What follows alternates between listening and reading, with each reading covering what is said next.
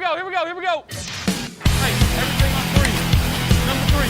Wait on 1. Oh, wait on 3. 1, 2, 3. Wait. Hey, next up. Eyes on 3. Everything on 3. 1. Everything.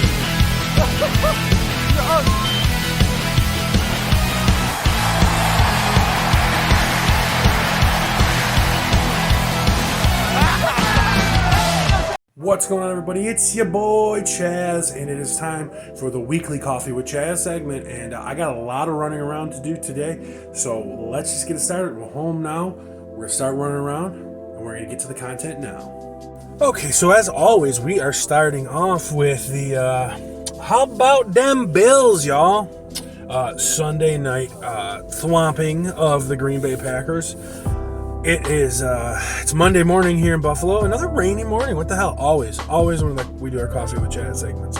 It's rainy Monday. But that's because it's also Victory Monday. The Bills, best team in the league. I've said that always. Sorry if the view looks a little different. I'm in my rental vehicle right now. But, hey, at least I got a vehicle. Now, truth be told, we had a lot of fun at this game. Tailgating like tailgaters should. I was planning on doing a big vlog, but we were having too much fun. I didn't take too many videos, so the vlog's probably not coming up. But you know, some Bills fans are down right now, like because you know Josh looked like a human kind of and wasn't Superman. I mean, and they're like freaking out because Green Bay ran against us. Well, let's do the math, Bills fans. We're winning by multiple touchdowns. And we're playing to shut down the pass. Because Green Bay's not going to run. Well, Green Bay decides to run a lot. And run a lot. And run a lot. And they just screwed themselves. They ran the clock out. They lost by 10 points. It was never even a game in question.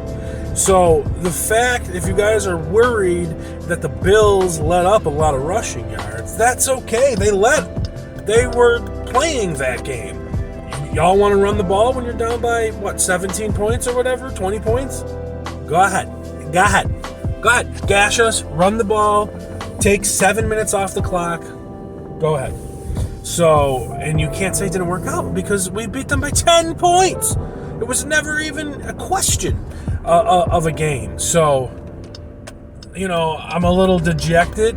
Gabe Davis didn't really come through for me, but hey, man, that's what it is. That's who Gabe Davis is. So, but you know what? Since I'm probably not going to make the vlog, so I'm going to input the videos we took right here. Boy Chaz for the Fantasy Football Bros, and we are heading down to the tailgate for the Sunday Night Football game, Buffalo Bills versus the Green Bay Packers. So, waiting for the Uber now because I don't want to drive if I'm drinking and traffic sucks. So, let's get it on.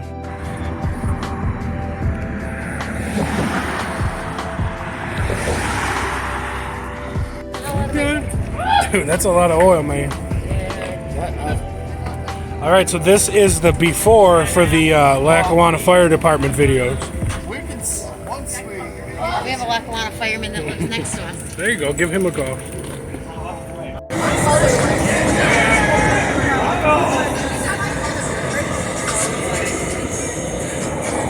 Whoops, that's the wrong way. Yeah, what the fuck is that? Whoops, I took a picture of your wife. That's going to go in the... So, how's your fantasy football match doing against me? Yeah. It's 50-50 right now. It's not 50-50. It's 50-50. I think it's more like 70-30 right now. 60-40. You know, if I had... You know what I would hit if I had the Stream Deck here right now? Bong!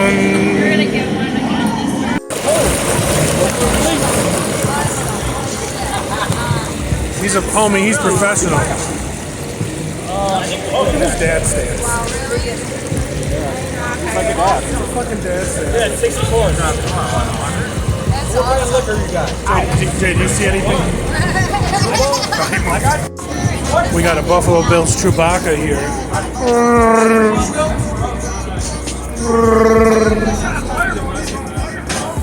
We're telling y'all at home, the Fantasy Football Bros podcast, we do it right, y'all. Welcome to Buffalo. And put it in. Let's go, Jay Coleman, co-host. One-handed.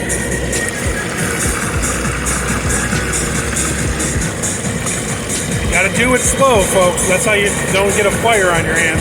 We can't have a fire. Sam's not here.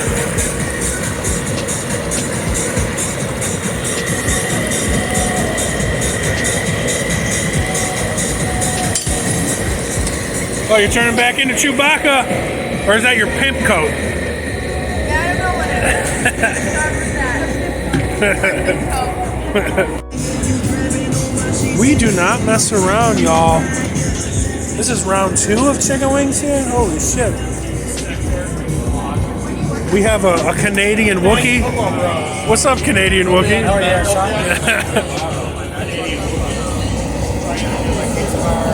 Herc is back, y'all. What up, big guy? This is a Fantasy Football Bros second mascot I after. heard you guys got wings. You got some wings for me? You got some wings for me? Well, that's how the Fantasy Football Bros tailgate. It's always a good time. You know, night games are great. You know, the Packers fans were fine. Not douches at all. I mean, it was a good time overall. But let's start with, as always, the top quarterbacks of the week. And at number 1 with 29.18 points is Tua. Tua is showing everybody who he is. He is an accurate quarterback. He doesn't have the biggest arm, but we said at the beginning of the year that they built this offense around Tua perfectly. Speed. The guy is like, Tua doesn't have to throw 7 yards. He only needs to throw 35 yards.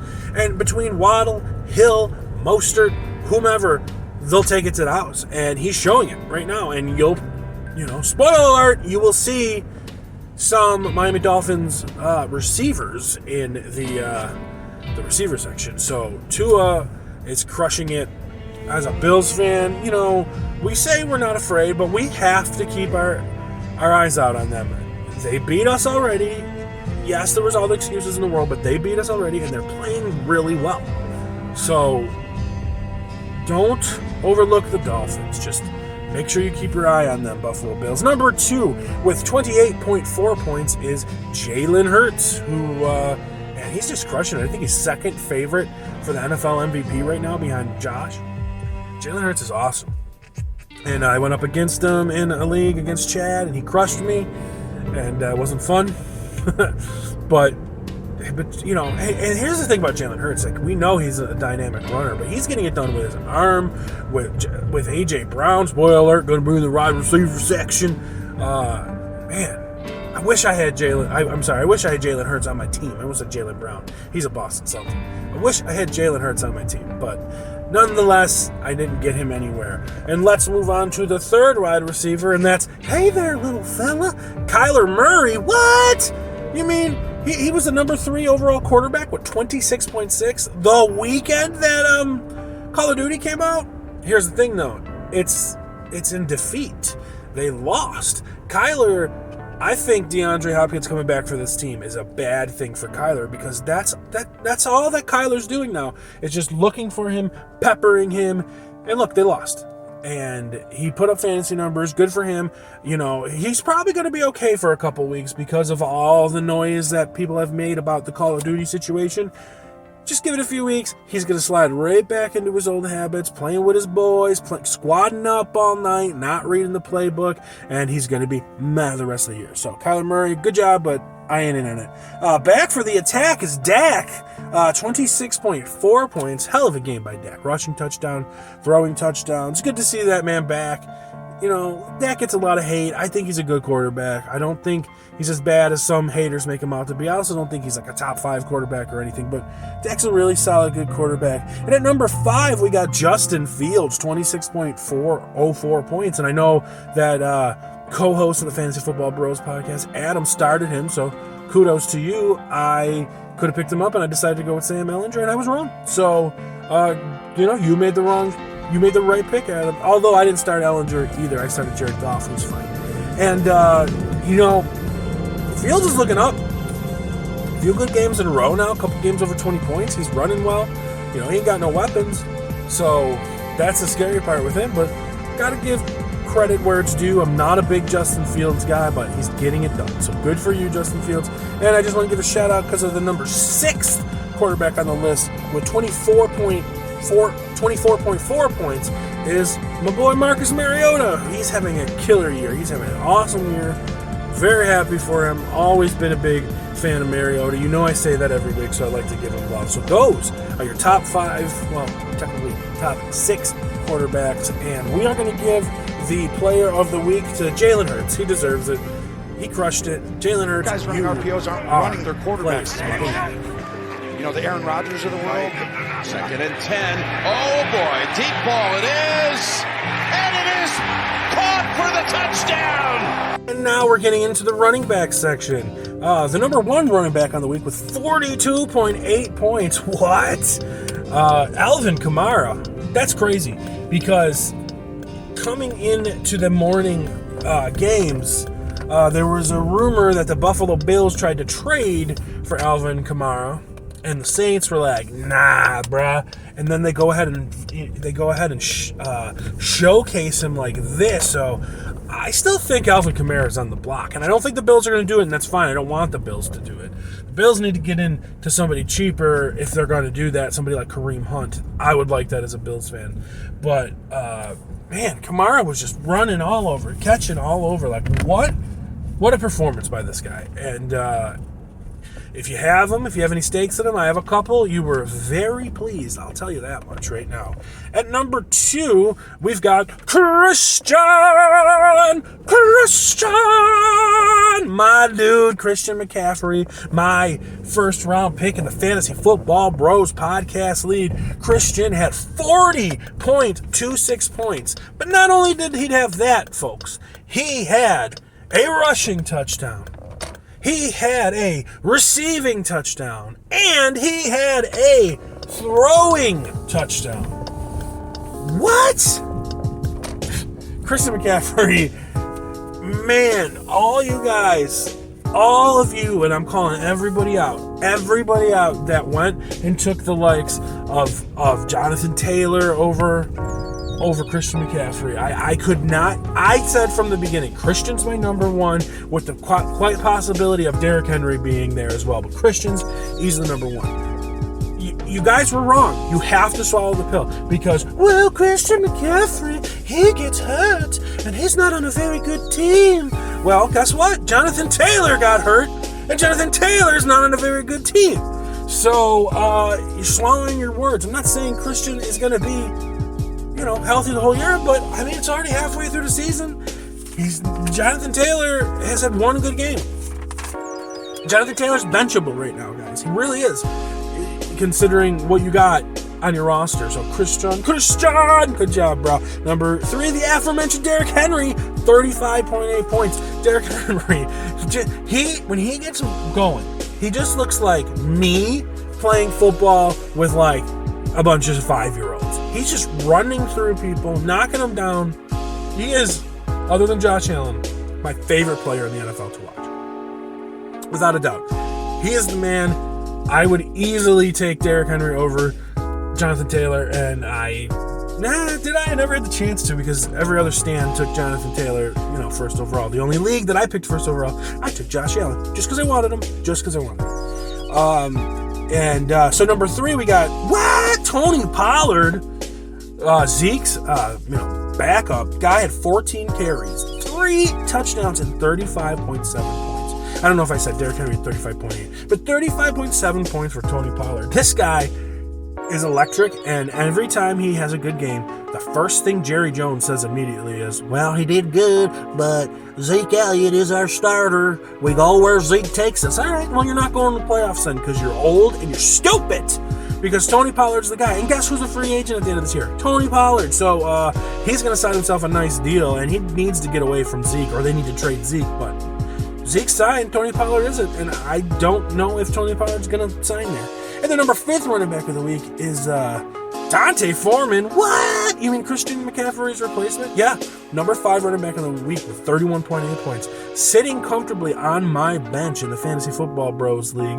I started Raheem Mostert instead, so yeah, dunk on me, bruh.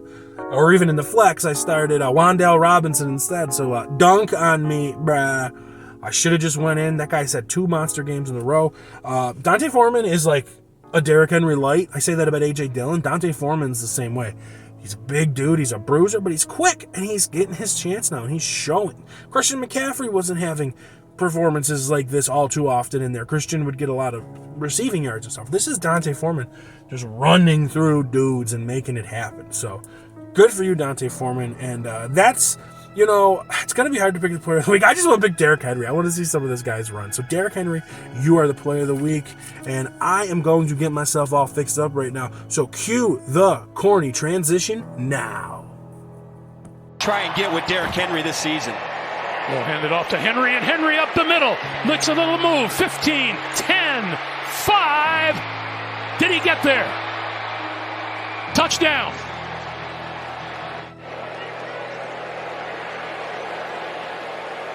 Comes a freight train wearing number 22. And we're back, looking much better, feeling much better, and I got my... What is it today? Pumpkin spice? Nah, brah. It's the chai tea latte. So, let's talk about the wide receivers for the week. And easily the number one wide receiver is aforementioned A.J. Brown with 39.6 points. Dude had, I believe, 3 touchdowns. He was just on a tear. So, A.J. Brown, man, I'm not going to make him the player of the week because of Jalen Hurts was the player of the week, but this guy has been so up and down this year, but I don't mean that in a bad way, not like a Tyler Lockett way, but his ups are fucking up. Woo-wee! Boy, are they up. In second place this week, we got D-Hop at 33.9 points. That's 2 big weeks in a row from him. You can expect that to continue, but what's it going to mean for them? And then we got back-to-back Dolphins at 31.5 Tyreek Hill and 30.6 Jalen Waddle. Like, that's absurd.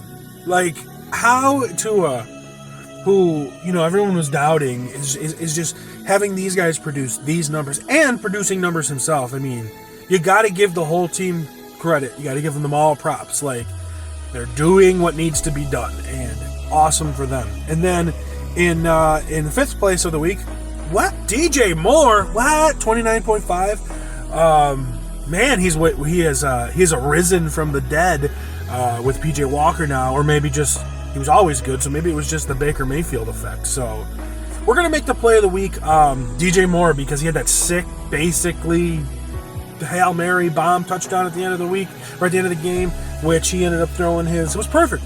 He got the big play, he got the points, he got the touchdown, he took off his helmet, it caused a penalty, they missed the field goal, they lost in overtime, so they still get a better draft pick at the end of the year. So good on you, DJ Moore, and you are our play of the week.